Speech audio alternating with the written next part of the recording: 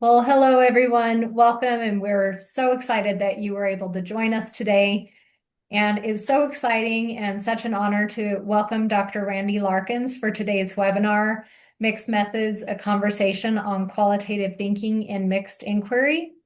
And so I just want to give Dr. Larkins a brief introduction. He is a professor emeritus and former department chair in the Department of Applied Statistics and Research Methods at the University of Northern Colorado. He's taught mixed methods, evaluation, qualitative and quantitative research methodology, and research ethics. And his work has been long focused on strengthening research methods to better understand how college students achieve academic success. But on a more personal note, Randy was also my dissertation chair and mentor, and I can honestly say without hesitation that much of how I think about research, particularly mixed methods, qualitative rigor, and ethical responsibility, has directly been shaped by his guidance. So it's a genuine privilege to be in this conversation with him today and to have the opportunity to learn from his wisdom, his experience, and he has a deep commitment to thoughtful inquiry. And then I wanted to take a moment to also introduce Dr. Maria Lehman, who will be helping facilitate the webinar today. And Dr. Lehman is the founder of the Qualitative Research Facebook group. She's a professor of qualitative methodology in the Department of Applied Statistics and Research Methods at the University of Northern Colorado, where she teaches qualitative research. Her scholarship focuses on advancing culturally responsive and ethical qualitative inquiry with a particular attention to research representations, mothering, and young children. She brings deep expertise in qualitative methodology and research ethics, and we're so grateful for her thoughtful support in guiding this conversation and engaging with participant questions. So we're really looking forward to this reflective, practical, and inspiring discussion. So we're so glad you're here with us today, Dr. Larkins. Thank you. Thank you, Carlene. I really appreciate it. And I have to say I was Carlene's chair and really proud of the fact. But Dr. Lehman was my chair, and I'm also equally happy that she was my chair, and she's one of the best teachers I've ever met. So thank you, Maria. Um, Yeah, it's just nice to be here. So, Well, what can I answer for you? we'll get started with our first question, which is, how did you come to mixed methods research and what initially drew you to integrating qualitative and quantitative approaches?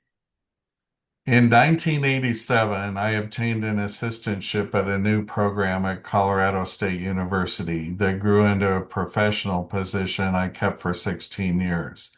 My responsibility was twofold. At first, I was hired as an academic advisor, but it was a new center, and we noticed that nobody was around to do any statistics or research for the new center to make sure our programs were successful.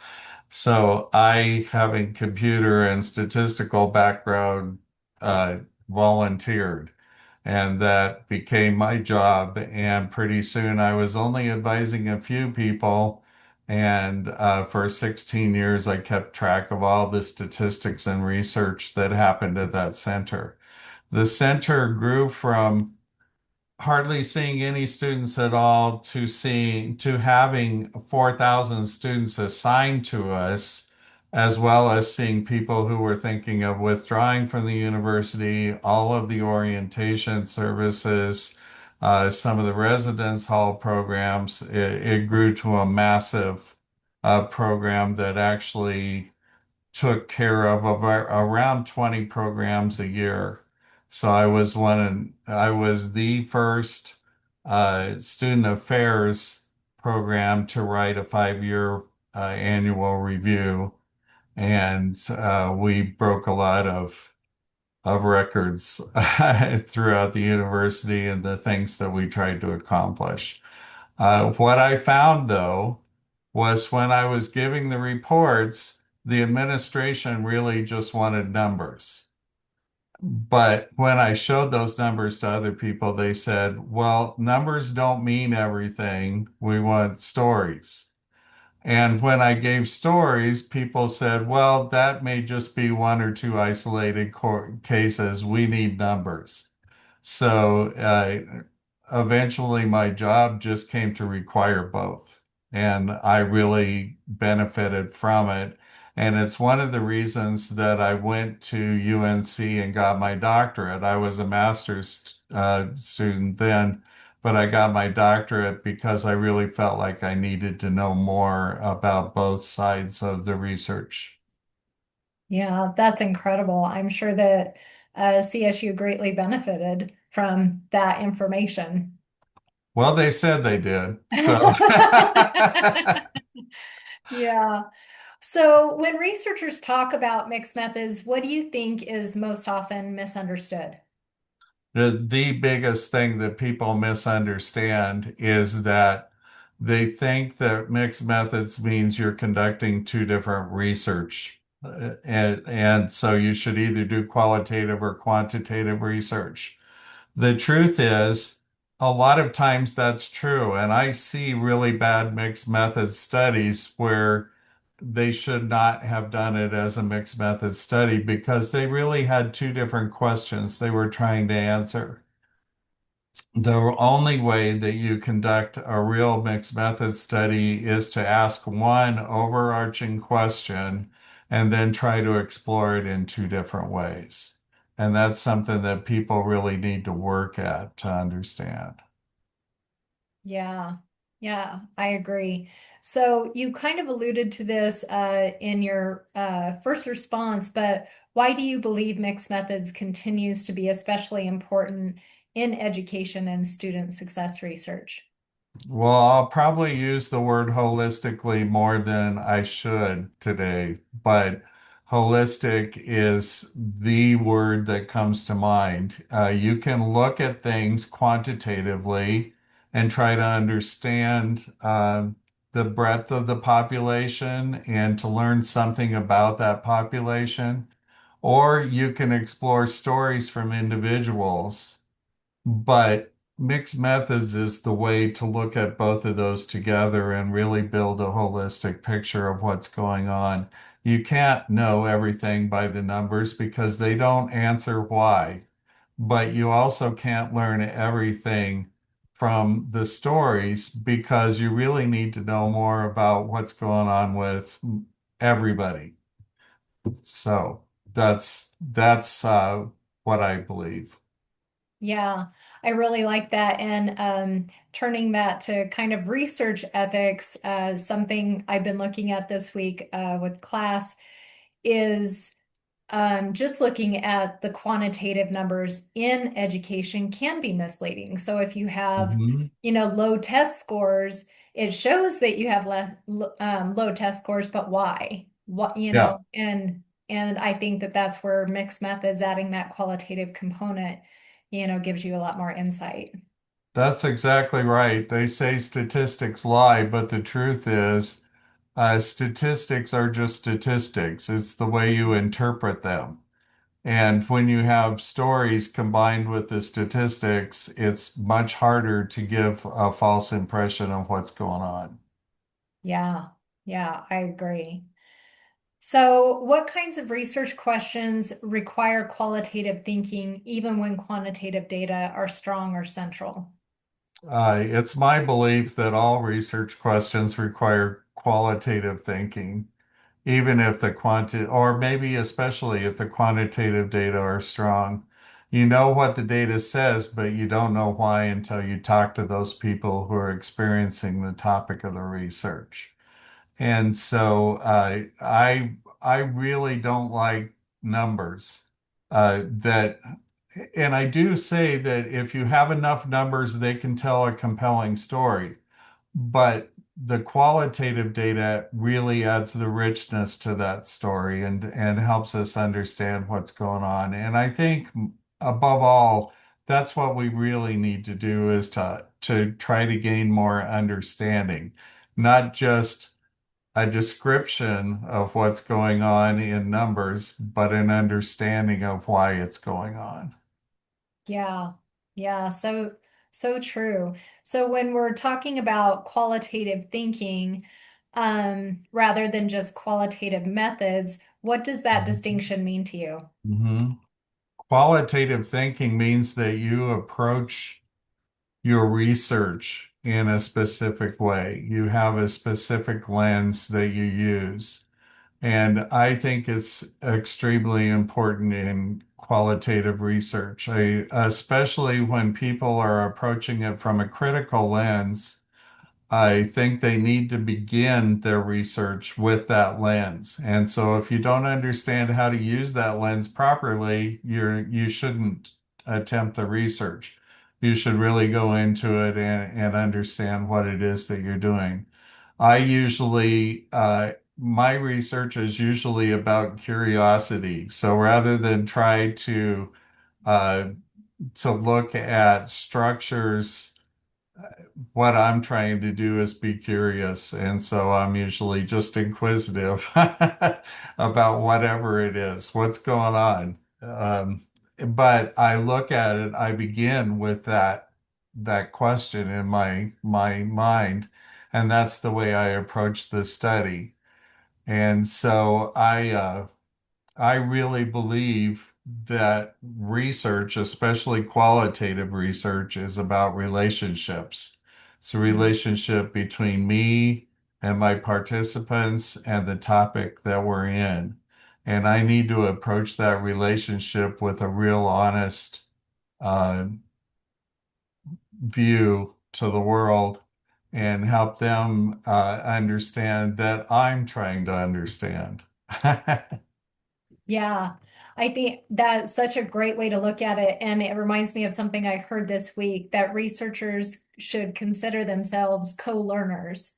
Yes. Oh, absolutely. I am so grateful for my students and the research they conduct because it helps me learn so much. Yeah. That's why I really think my job is one of the best jobs in the world. I really do.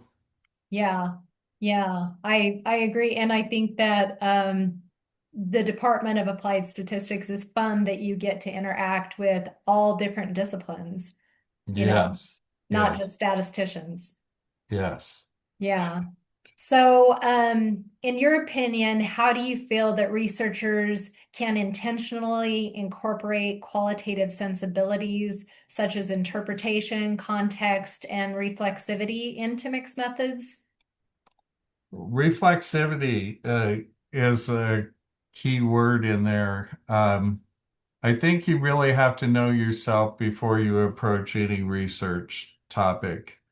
And you have to know why you're researching this. I've heard people say quantitative researchers don't really need a theoretical perspective or anything.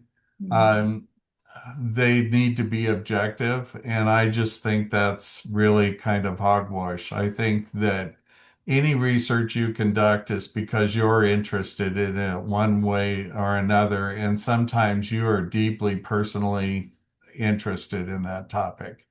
And so during the entire research, you need to ask yourself why it is that you're involved in that research. What is it that you really hope to learn from that research? And how are you going to make the world a better place because of the research that you're doing?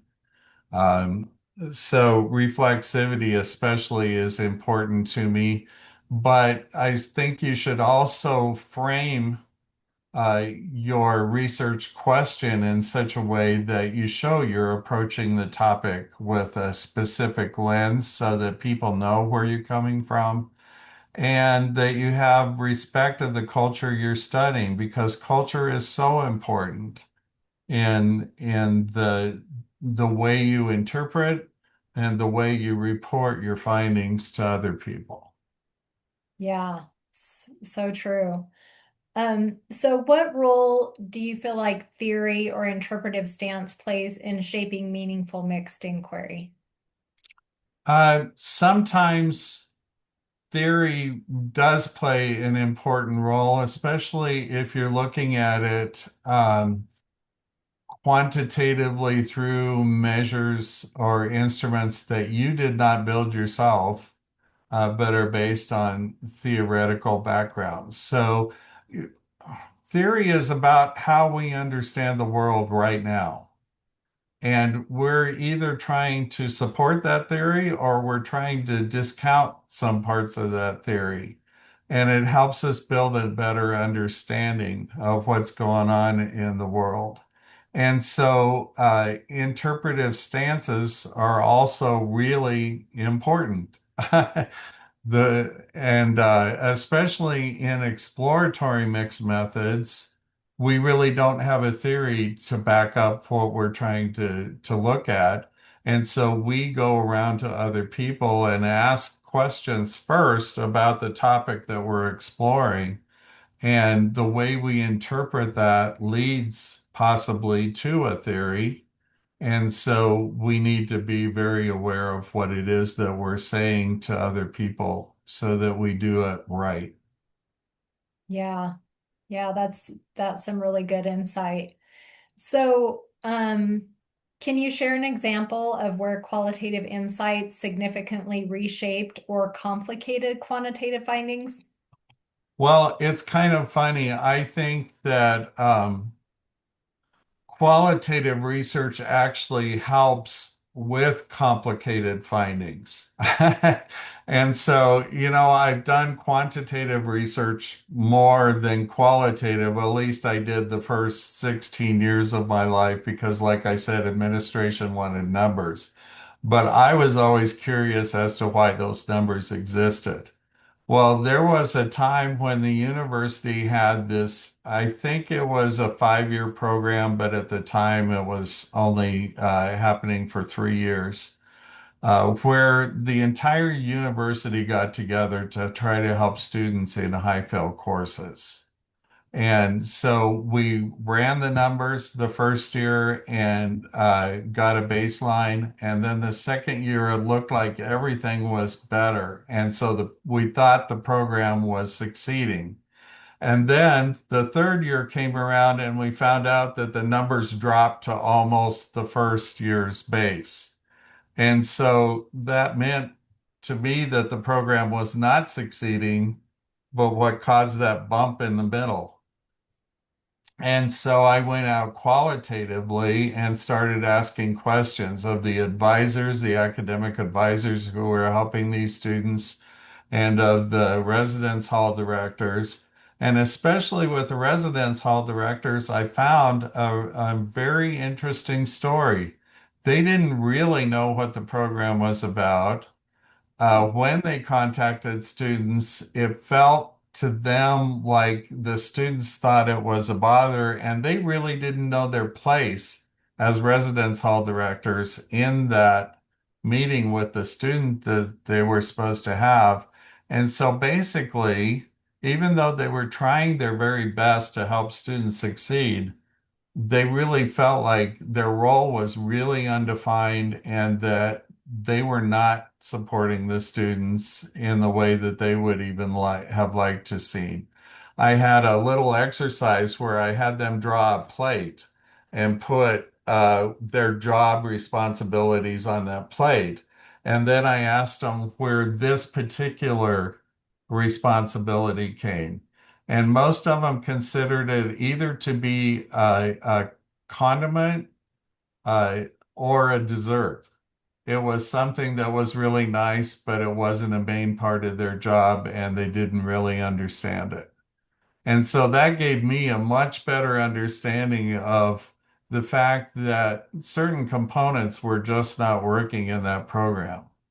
And we didn't really have a good training to try to get all of the different agencies across the university together on one page to really help. But we all spent a lot of resources and a lot of time, and it was all volunteer work, uh, on top of our regular jobs.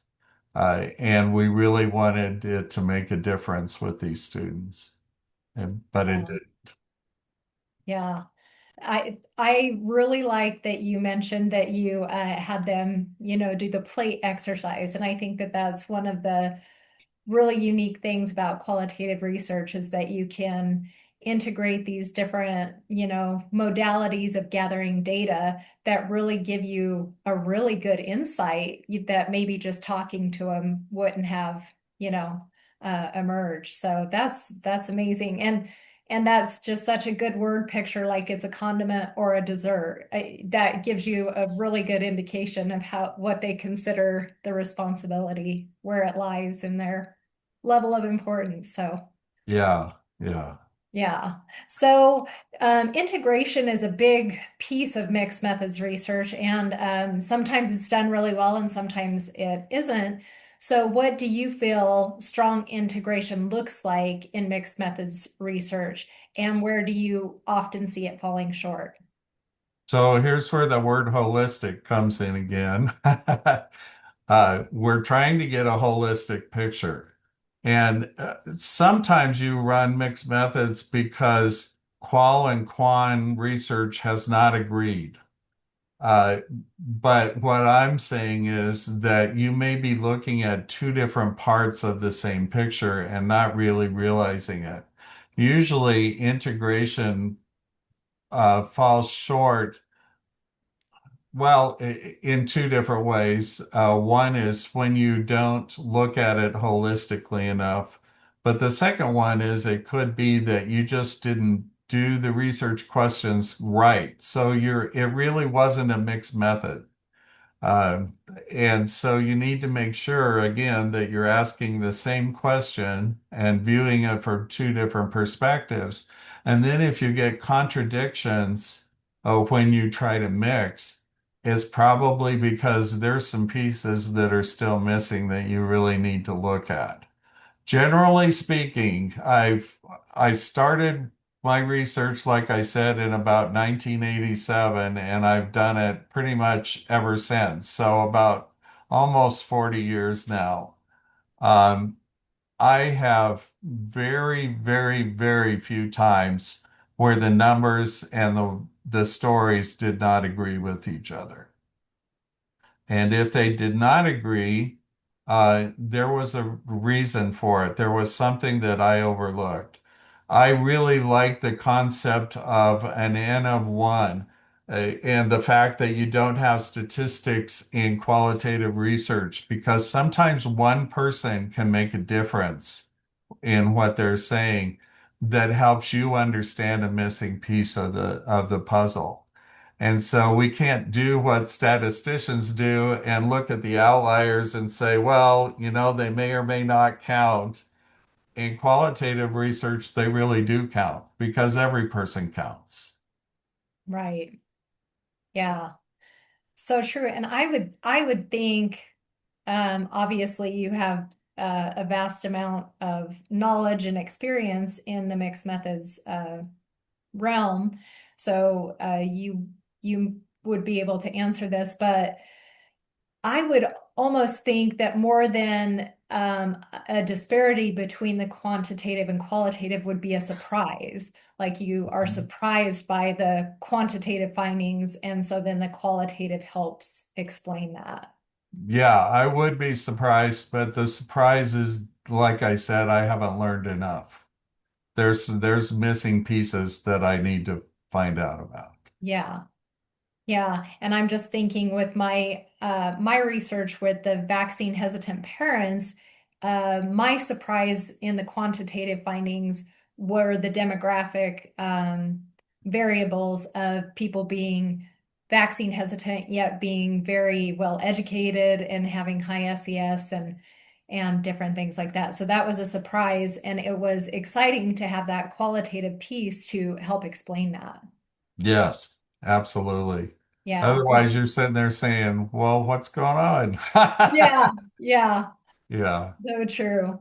So, how should researchers respond when the qualitative and quantitative findings don't align neatly? They need to be very curious about why it doesn't align. They like I said, I mean, even in quantitative research, when you have an outlier, your responsibility as a researcher is to try to understand why that outlier happens. But sometimes you just don't. And so you have to get rid of it. You assume that something has happened in coding or something else that made that outlier the way it is. In qualitative research, you absolutely have to understand that outlier. If somebody disagrees with what everybody else has said, why did they do that? Why did they say what they said? And sometimes I was just talking to my research class last night, and we were talking about structured questions, the fact that interviews are semi-structured.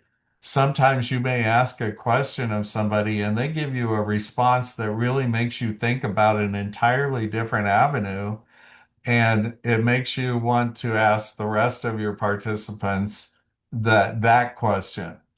It's just really nice to be able to have the qualitative part that helps you understand the whole picture.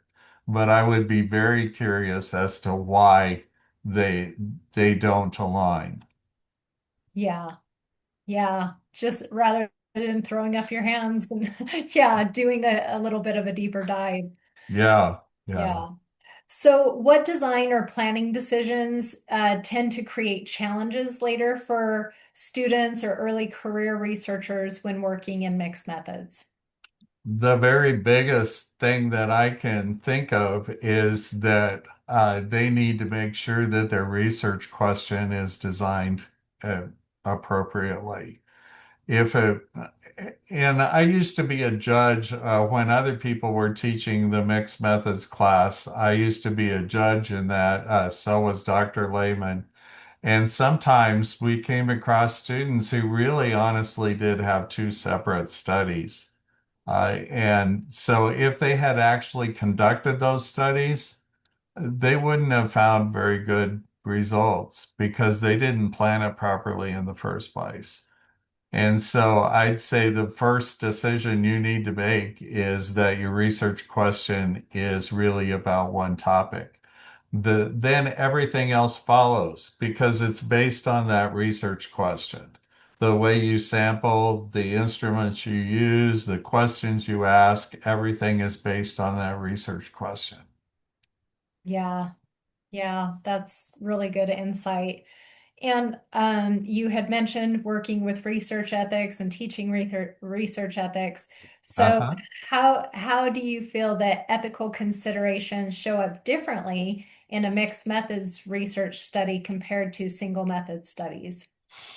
Well, in a way, ethics is all about, and in research is all about, are you conducting this research in such a way that not only your participants, but you and the field can grow and have a better world and a better understanding of the world through that.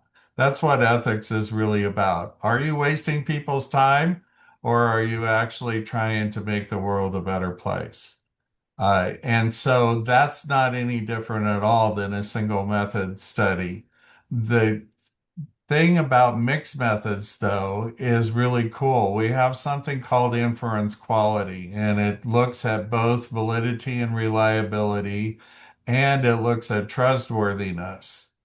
And when you look at those together, you can build from one to the other. So if you have a really good instrument that's really valid and reliable, and you check your participants and make sure that it's reliable, then you can go to the trustworthiness side and you can do some member checking with people and you can talk to them about what you've about the instrument and what they thought of the instrument and what they thought about the results in the instrument.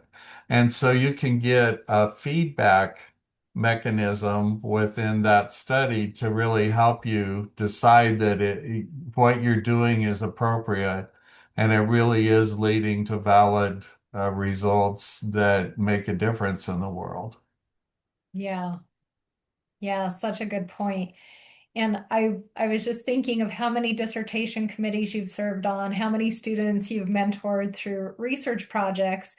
So, what advice would you give to researchers who feel pressure to choose sides? Because I'm sure you've had, students that are pressured to just be quantitative and possibly some that are pressured to be qualitative, but I don't know as much. But what would your advice be to those students or researchers?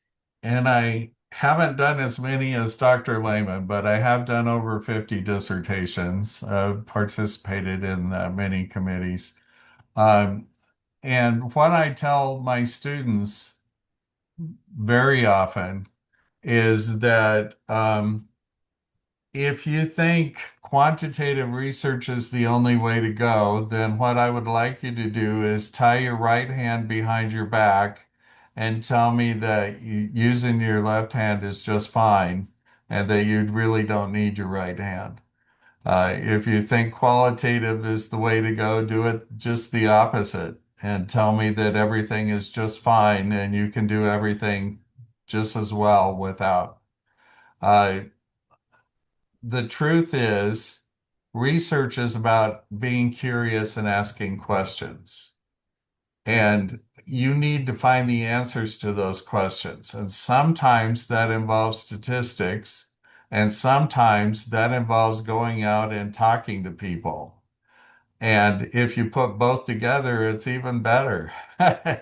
And so you should never limit yourself to a certain methodology or even a certain approach because sometimes the research question really demands a different way to look at it. And that's, I can't say it any plainer. I know that there are people who say, I'm only a qualitative researcher or I'm only a quantitative researcher. And maybe that is where their proficiency is. But that doesn't mean they should disregard what qualitative or quantitative researchers have done in the past to make this answer clearer to the world. And help us illuminate what has been dark. Yeah, yeah, so true. Um, we were talking in class the other day about kind of some of the complexities going on in the world, and I feel like as we evolve, and maybe the world's always been this way, and we just see it as becoming more complex. But either way, how do you see mixed methods evolving in response to those increasing complexities in research and real world problems? Yeah, I think it's evolving to become more and more prominent. I think that more and more people are understanding that numbers can be interpreted in different ways, and numbers can lie if you really are unethical. But usually, numbers just mean that you've interpreted it a certain way, and others may interpret it different ways. But it's really hard to take numbers and stories by people and put those together and lie. If we really want to understand the world, then we use numbers. I've actually, since I've become a researcher, I've become more and more grateful to reporters who risk their lives and go into war situations, things like that, to help us understand what's really going on. We can find out how many people died.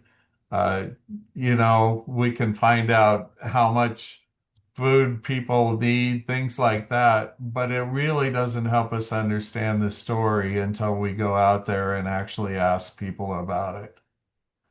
Yeah, yeah, I completely agree that the news and just numbers wouldn't be very interesting. No, no. Not only not interesting, but really not help us understand what's going on. Yeah, yeah, not like you were saying, holistic, not give you the whole picture. Yeah, yeah. Yeah. So what continues to inspire you about teaching and mentoring students in mixed methods research? Well, students inspire me. I mean, the fact that I can teach people from all over different professions and all over the world, be involved in evaluations all over the world, uh, and research all over the world, it has made my life so wonderful and so rich. Um, it inspires me almost every day that I talk to a student about what kind of research they're doing. And I see the earnestness in their face and I listen to their story and why they're conducting the research they're conducting. It's just wonderful to know that there are that many people out in the world who really are trying to make the world a better place. Sometimes it's really hard. We were talking about the news. Sometimes it's hard to listen to the news. But then to talk to your students and know that there are people who are working right now trying to make the world a better place for their students or their workplace, just the common everyday places in the world. It inspires me quite a bit. Yeah, that's so cool. So, if you could leave researchers with one guiding principle for conducting meaningful mixed methods inquiry, what would it be? Uh, and there, the word holistic happens again. Don't ever let the story be only partially completed.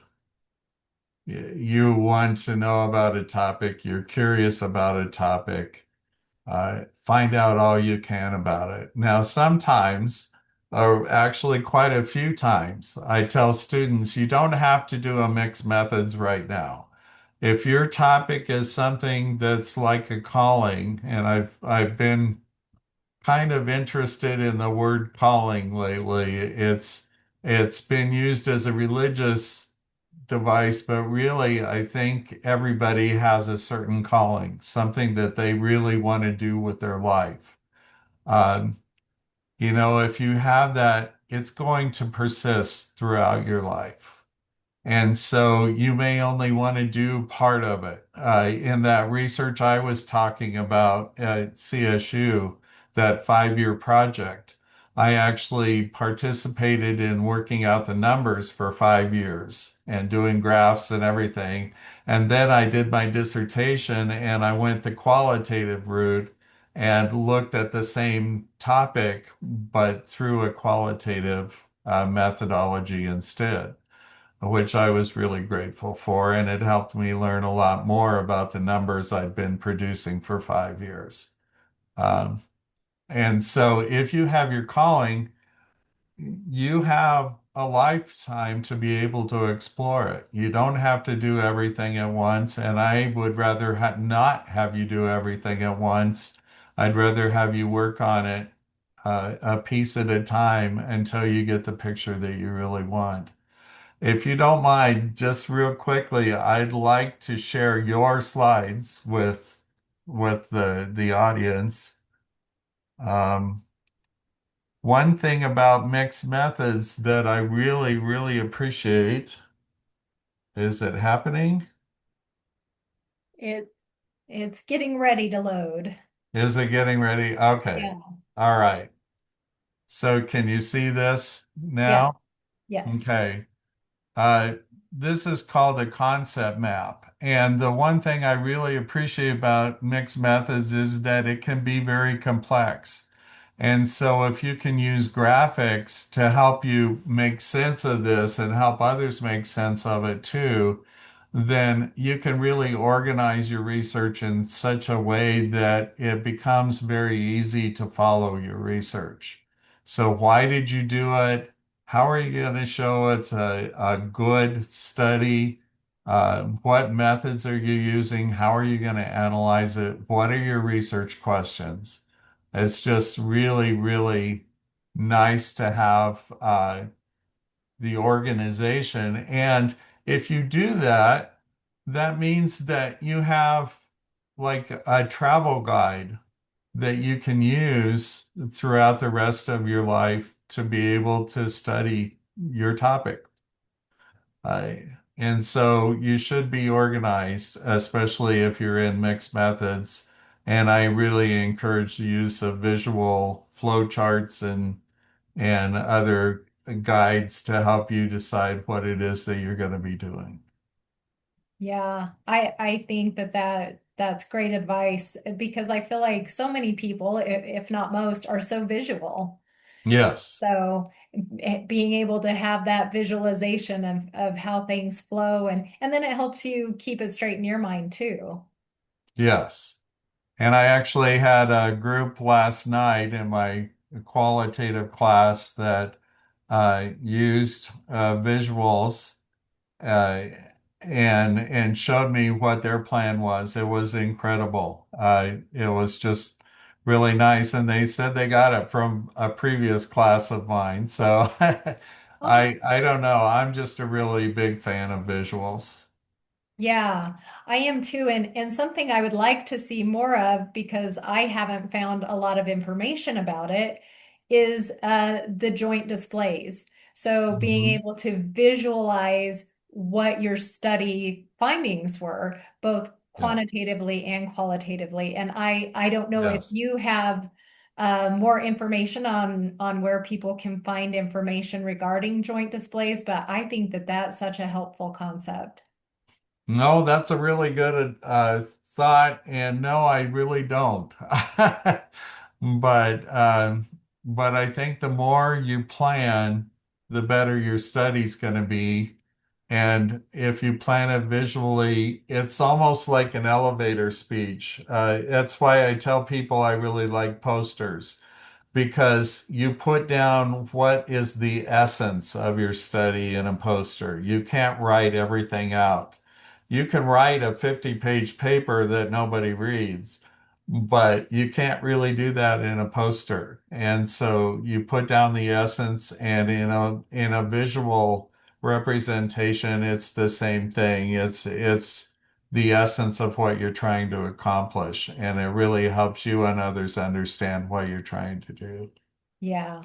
Yeah, I think that's a very important component. So, well, do you have anything else you'd like to share before we take questions from the audience? No, but I have to tell you, I've loved the comments that have come up. And Yeah. Stephen, you're exactly right. Or Stefan, sorry. Yeah. And Dr. Lehman, do we have any questions from the audience? Um, Oh, you're muted. Thank you. Ferdinand Moses is asking, in mixed methods, oh no, there was an earlier one. Let me look. Oh yeah. Is being philosophically competent, so for example, ontology, philosophy, such, one of the prerequisites for an established qualitative researcher? And then he's saying, for example, even if they use the theory post-positivist. Yeah, well, see, positivists don't say that they're positivists necessarily. You don't see that in the research. But at the same time, they believe that there are objective ways to look at the universe. Otherwise, the measurements wouldn't we wouldn't worry whether the measurements are valid or reliable. And so, yes, I think everybody approaches research with a certain lens, and they need to understand the lens that they're using. And it's kind of funny you talk about that because the biggest perspective they have in mixed methods is called pragmatism. And it's the key theme to pragmatism is whatever works. Uh, and that's just the two-word phrase that we use for mixed methods. Pragmatism is whatever works. And the truth is, I don't like that saying at all. What I really believe is you should use whatever method is the best method you can use to answer the question that you're trying to ask. And you may answer that in two different ways, and you should know the approach you're taking to be able to answer those questions. Hmm, hmm. Does that make sense? Yes. Well, welcome, Dr. Vaughn. I think you put your camera on because you want to ask a question in person. Well, first of all, hello everybody. How you doing? It's been a Great. And minute. it's so good to see you. Likewise, yes, I've established it. I am now Dr. Vaughn.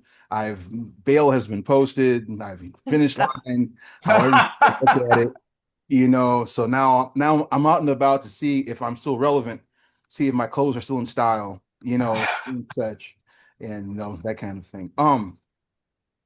I miss all of this. Everything you're saying resonates so well in music and Yes. in dealing with music as I call it algorithmic jazz, where it is this kind of idea that every note needs to be mathematically counted for it to be good and therefore Yes. relevant.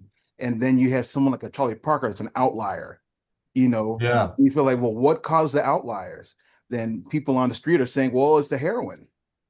Yeah. Heroin makes him not think, not think. And then they Mhm. add that qualitative aspect and say, oh, okay, we practice scales, we take some drugs, now we can play like Charlie Parker. Well, that's not Yeah. fully the thing either.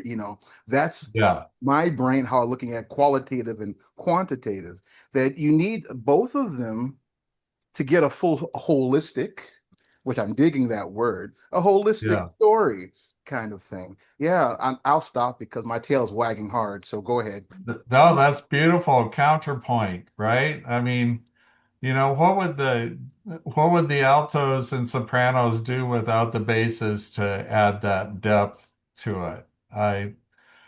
I totally agree. Take a suspended phrase in music.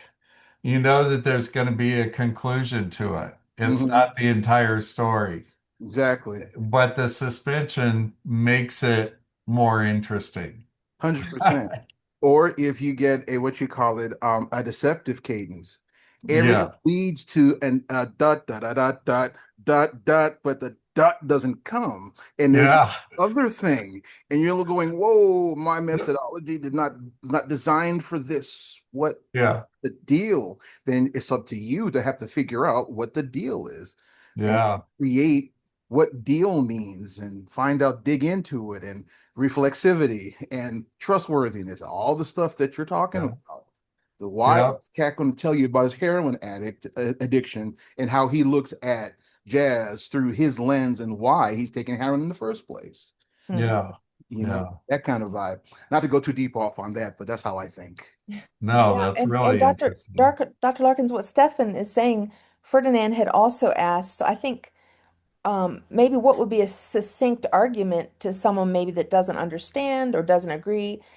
Yes, in mixed methods, both quantitative and qualitative methods complement each other. And so, how could you describe that, I think, in your elevator pitch, if you will?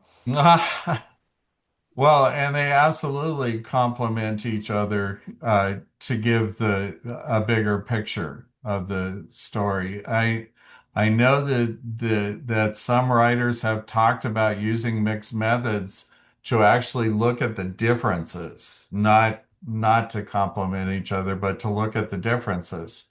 I I say those are two faces of the same picture. Mm, I don't really know that they're differences. Not if it's the same topic. You just have different perspectives that you never thought of. So yeah, I again, I mean, Stefan is so right with the music. Sometimes you can have a composer that's running two different themes in the same music, and you're not sure where they're gonna actually come together and they do. You If see it's a it. good composer, if the composer is doing the music right, if the researcher has done their job correctly, then sooner or later they're going to make an understanding of the whole picture. Mhm. And there's something that you mentioned before about when research goes awry and you have to examine your question, Hmm. that kind of. That's right. It's the same thing when you're doing a solo, when you're playing and something doesn't sound right, something's Right. not feeling right. You just don't give up or say everybody else is wrong but me. You have to kind of say, well, all right, Did I look at this correctly? Am I answering correctly? Did I examine the chords correctly? Am I in the right Yes. room? Am I with the right people? All of these things, reflexivity comes in to Yes. restructure your answer based upon reasoning the question, I guess is what I'm getting. Yes. And reflexivity, like you say, is so important. There is a concept I'd like to mention real quickly. One is called bracketing and the other is called bridling. And I talk about that a lot with my students. Bracketing means that you're supposed to sort of divorce yourself from the topic and you listen very carefully to the voice of your participants. And you should absolutely do that. But in bridling occurs when somebody is so involved with the topic, like say they've been a teacher for 50 years and they're interviewing teachers. You really can't divorce yourself from it, but at the same time, you still need to listen to the voice of your participants. So bridling is where sometimes your reflexivity is actually part of the study and you incorporate that into your study. But at the same time, you're listening to your participants and you really are trying to get it from their perspective, not yours. And so you allow yourself rein sometimes to listen to them and then put yourself in that picture as well, and so that it gives more additional meaning to what you're trying to tell people. I've had to do that with my dissertation. Uh-huh. Similarly, where it's like I'm a musician, so I want to think Yeah, musically, and that's right. but I'm also having to allow them to have their voice musically, whether I dig on it or not, you know. Yep. So Yep. I have to be clear, like you said, with the bridling and bracketing, where I have this is what Yeah. I'm thinking, this is what they're saying. It can be divorced or together, but I have to be clear as a researcher to say this is who I am. I'm I'm clear, like don't see me but see me kind of thing. I'm trying to, Yep. but I'm here. Like I'm invisible, but I'm still here. I don't Yep. That's right. know. And I put Dr. Vaughn's case study portraiture dissertation link in the chat, and then Dr. Brown's, and then one I recall that you always recommended to people like Dr. Brown, Randy, was Dr. Lida McCartan, and so I put that one in also. Yes. Yeah, cool. I guess let us know in the group if the link doesn't work, and I'll see another way to do it. But I think it's open. I hope I'm right. And hopefully there's some newer articles about bridling, but I think it's a wonderful concept. Yes, and he's quite active. So just, I never know how to spell his name right. It's Vagel, Vagel. Does that sound right? The E or the L, I get that mixed up. So Yeah. people can definitely Google scholar him. There's no more questions in the chat. So since we have just a couple minutes, I do have a question, and this is a genuine question. Mm-hmm. So, at the start of my career, mixed methods was really applied. It was in the field, evaluators were using it. It hadn't come into higher ed highly yet. So, what that meant is it wasn't highly theorized. Right. I actually was the person who set up the course at our university because I didn't want the students to keep asking me about mixed methods. So, I'm totally supportive of it, but it's not my specialty. So, I set up the Yeah. course, got the adjuncts, got the books in the library. But my question currently is, what do you think would be the maybe top couple areas that mixed methodologists could try and study as far as methodology? So what are areas that need to be enriched? Because they've certainly been working on their methodology very hard as far as explaining different designs, but what would be something beyond that? Well, honestly, since a conversation with a student of ours that I've had, all I can think of is how validity and reliability and quantitative actually can complement and enhance trustworthiness or vice versa. So, what's the relationship between those? Because both are trying very hard to say that these are good studies that really do have ethical foundations.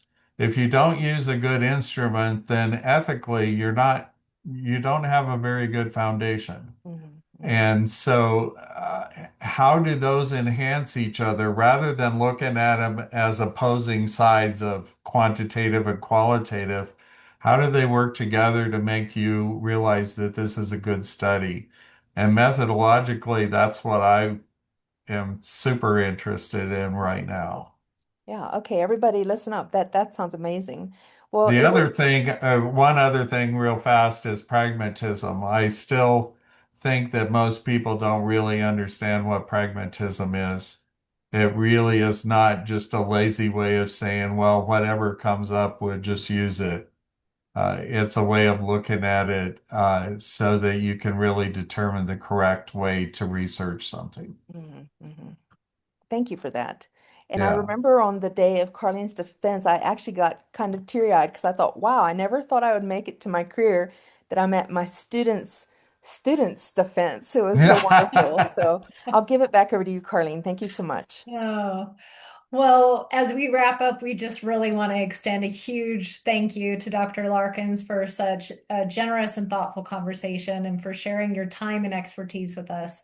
And we just really appreciate the way you talked about qualitative thinking in mixed methods, and that it's not just a set of tools, but really a way of approaching questions with care, with context, and with ethics. So I think it was helpful to everybody who's here and everybody who watches afterwards. So a tremendous thank you. And then I want to thank Dr. Lehman as well for helping to guide the conversation and hold space for meaningful dialogue, and just for her steady presence and her deep methodological insight. So thank you so much. And then I wanted, before we conclude, to quickly share what's coming up next. So on Tuesday, February 10th, we'll be hosting our next webinar with Dr. Narrows Dahl. He'll be sharing insights from his dissertation, and I hope I don't butcher this, but a Swatwan taught inquiry into STEAM-based mathematics education in Nepal. And then he'll also be sharing his reflections on his dissertation journey and his global qualitative research work, which is quite extensive. So the flyers attached in the qualitative Facebook group for all of you to see. But thank you all for spending a part of your day with us. And we're so glad you're part of this community. And we really look forward to seeing you in the next webinar. So thank you all. And thank you.